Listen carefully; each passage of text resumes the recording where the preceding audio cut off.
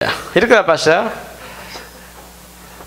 பனைமரம் வளர வளர வளர வளர என்ன நடக்கும்? பழுத்த ஓலையெல்லாம் கீழே விழணும். அதுதான் அதில் உள்ள உண்மையான சுபாவம். பழுத்த ஓலை என்ன? சண்டை பிடிக்கிறது, கோல் சொல்லுகிறது, புரணி கதைக்கிறது. இங்கால ஒரு பிரைஸ்லோட் சொல்லிட்டு அங்கால பக்கம் இருக்கிறாவே பாரு இன்னும் உயிரோட. இப்படியான அந்த ஆட்டிடியூட் எல்லாம் நம்முடைய வாழ்க்கையில் பழுத்த ஓலையாக கீழே விழுந்துடணும். நம்முடைய ஆண்டவராக இயேசு கிறிஸ்துவின் லைஃப், அவர் எப்போதும் கூட வசனங்களின் மேலே வாஞ்சியாக வசனமாகவே இருந்தார். யோவான் 1:14. அல்லேலூயா. வசனமாக, வார்த்தையாக, அவரும் வசனத்தை விட்டு பிரிக்க முடியாதிருந்து, அது வார்த்தையா இருந்து, அது மாம்சமா இருந்து அவர் இந்த பூமியிலே நமக்காக வாசம் பண்ணினார். வார்த்தை வசனமாய் மாறினது, அவருடைய வாழ்க்கையா இருந்தது. முதலாவது என் அன்பு சகோதரனே, ஆகவே சகோதரியே, ப்ளீஸ் வேத படிப்புக்கு ஓடி வாங்க. இது உங்களோட வாழ்க்கையில் ஆசீர்வாதங்களை அள்ளி அள்ளி தரும். நீங்கள் அரிய பெரிய காரியங்களை சாதிப்பீர்கள். உங்களுடைய வாழ்க்கையில் சில நேரங்களில் தோல்வியாக மாறுது பாருங்க. இதுக்கு காரணம் என்ன தெரியுமா? இந்த வாழ்க்கையில் முதலாவது ஸ்டெப்பில் வலிக்கிட்டீங்கண்டா, ஆண்டவருடைய இந்த வசனங்களை வாசிக்கிறது, நேசிக்கிறது, இந்த குடும்ப வாழ்க்கையில் இது கடைப்பிடிக்கிற காரியத்தில் நீங்கள் முதலாவது தவறிட்டீங்கண்டா, மற்ற காரியமெல்லாம் உங்களுக்கு வெற்றி மாதிரியே தெரியும், ஆனால் வெற்றியை கொண்டு வராது. கெச்சிக்கிற சிங்கம். ரெண்டாவது அவன் ஒளியின் தூதன். ஒளியை போல தான் இருப்பான், ஆனால் நிச்சயம் ஒளி கிடையாது, மாதிரி ஒளி. ஆகவே சீக்கிரம் நேரம் போகிறது. அடுத்தபடியாக இயேசு எதிலே வளர்ந்தார்? நல்ல வளர்த்தியிலே வளர்ந்தார். கர்த்தருக்கு ஸ்தோத்திரம். நல்ல சரீர ஆரோக்கியத்திலே. நல்ல ஆரோக்கியம் எங்கே கிடைக்கிறது? நல்ல சரீர அபிவிருத்தி, ஆரோக்கியம் தேவனுடைய பாதுகாப்பு. இந்த உலகத்தில் கர்த்தர் பாதுகாக்காமல் பாருங்க, ஏதாவது ஒரு வியாதி, இரவிலே வரும் கொள்ளை நோய்க்கும், பகலே பறக்கும் அம்புக்கும், இருளே நடமாடும் கொள்ளை நோய்க்கும், மத்தியானத்திலே பாலாக்கும் சங்காரத்துக்கும் தேவன் உன்னை விலக்கி பாதுகாப்பார். ஒரு அல்லேலூயா சொல்லுவோம். ஆகவே பாருங்க, காரணம் இல்லாத வியாதி, காரணம் இல்லாத அழிவு, காரணம் இல்லாத வீழ்ச்சி. திடீர்னு அப்பல என்னடா ஹாஸ்பிட்டல் இருக்கிறார், என்ன நடந்தது அவருக்கு தெரியாது.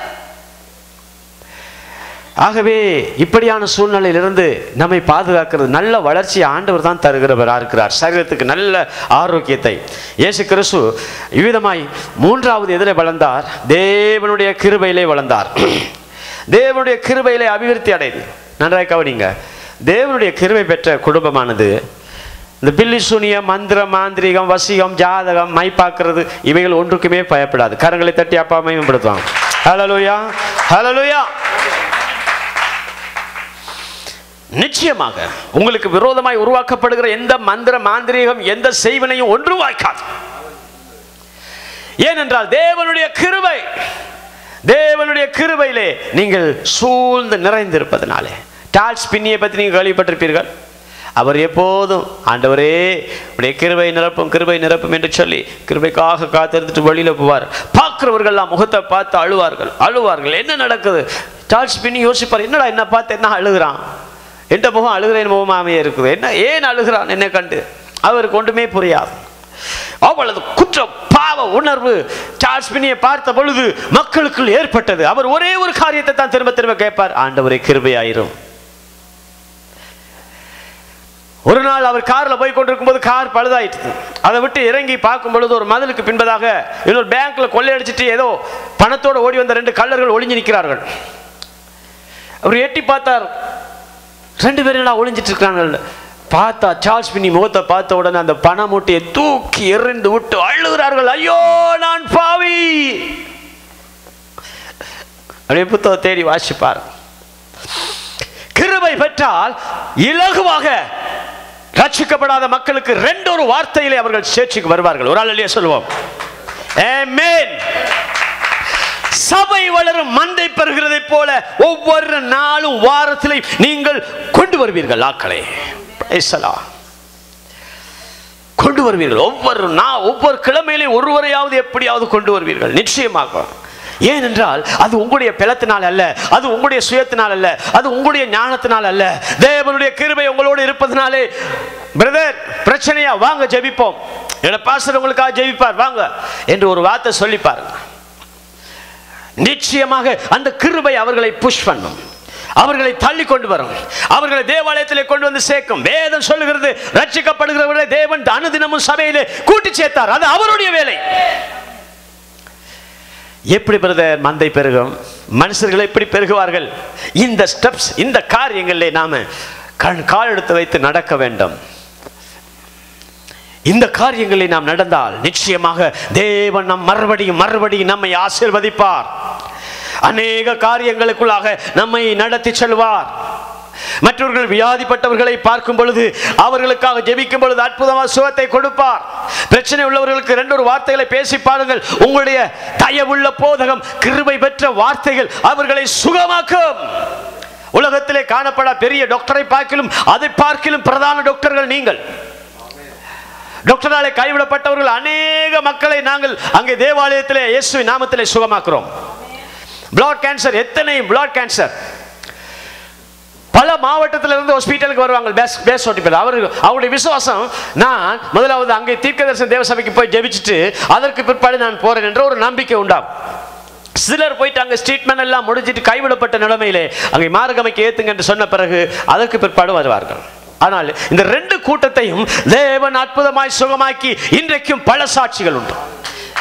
டாக்டராலே கைவிடப்பட்ட காரியங்களை தேவன் எப்படி சுகமாக்குறார்? கிருபை, மகா கிருபை. ஆண்டவர் ஜனங்களை பார்க்கும் பொழுது மனதுருகினார். அவருடைய வியாதிகளை பார்க்கும் பொழுது மனதுருகினார். கிருபையை கொடுத்தார், அள்ளி அள்ளி கொடுத்தார். ஆகவே திருச்சபை எப்படி வளரும்? நீங்கள் உங்களுடைய பொறுப்பு. பிரியமானவர்களே, உங்களுடைய வீடு நீங்கள் அழகுபடுத்தணும் என்ற ஆசை இருக்குதா? நல்லது. ஆனால் உங்களுடைய ஆண்டவர் உங்களை ஆசீர்வதிக்கிறதுக்கு இன்னொரு அற்புதமான வழி என்ன தெரியுமா? திருச்சபை, உங்களுடைய வீட்டை எப்படி பார்க்குறீங்களோ அப்படியே சபையை நீங்கள் பாருங்க. Easy way. ஆண்டவருடைய ஆசீர்வாதத்துக்கு மிகவும் இலகுவான லேசான வழி. My yoke is very easy. ஆண்டவர் சார், என்னுடைய ராஜ்யத்தின் பாரம் மிகவும் லெஸ். Praise the Lord. அது கஷ்டம் இல்லை. ஆகவே அங்கே சபையினுடைய காரியங்கள், சபையினுடைய ஊழியங்கள், காரியங்கள், ஜெபக்கூட்டத்தில் நீங்கள் போய் கலந்து கொள்வது ஒரு ஊழியம் தெரியுமா? சில நேரம் விசுவாசிகள் தங்களோட வீட்டை மாத்திரம் கூட்டம் வைக்கும் பொழுது அங்கே ஆவலோடு ஓடி வருவார்கள், அங்கே எல்லாம் ஒழுங்குபடுத்துவார்கள். மற்றவருடைய வீட்டுகளில் கூட்டம் நடக்கும் பொழுது அது அவர்களுடைய கூட்டம் தான் என்று சொல்லி போகாமல் இருக்கிறார்கள். இது கிருபையை பெற்றுக்கொள்ள முடியாது, கஷ்டமான ஒரு காரியம். இன்னும் ஒரு சில விசுவாசிகளோட குடும்பத்திலே நான் பார்க்குறேன், நான் வெளிநாடுகளில் தான் இந்த பிரச்சனைகள் இருக்குது. பாஸ்டர்ஸ் ஊழியக்காரர்களுக்கு டின்னர் லஞ்ச் கொடுக்கறதுக்காக அவர்கள் சர்ச்சுக்கு போகிறதே லீவ் போடுறாங்க. எனக்கு அவங்களோட வீடு, அப்படியான வீடுகள்கிட்ட போய் சாப்பிட்றதே கஷ்டமாக இருக்கு. விளங்குதா நான் சொல்கிறது? நீங்கள் அப்படி செய்ய வேண்டாம் ப்ளீஸ். அற்புதமாய் தேவன் உங்களை நடத்தினார். நீங்கள் எப்போதும் கூட, ஆண்டவரே சிறு கூட்டமாக இருக்கிறான், எங்களை பெரிய கூட்டமாய் மாற்றுங்க. இந்த பாட்டு ஏற்றின ஒரு 4-5 பேர் விசுவாசிகளை வைத்து இந்த பாட்டு ஏற்றினேன். ஆண்டவரே, போன வாரத்தில் பார்த்தாக்கள் இந்த வாரம் இருக்கிறாங்க. ஆண்டவரே, எனக்கு ஊழியம் வேண்டாம், நான் கொழும்புக்கு திரும்ப போகிறேன் என்று சொல்லி அவரோட சிறுபிள்ளையை போல சண்டை போடுவேன் நான். அப்பொழுது உள்ள உட்டைந்து இந்த பாடலை பாடுவேன். சிறு கூட்டமாய் ஜெபிக்கிறோம் ஐயா, பெருங்கூட்டமாக மாற்றும் ஏசையா, ஏசப்பாவும் நாமத்தினாலே.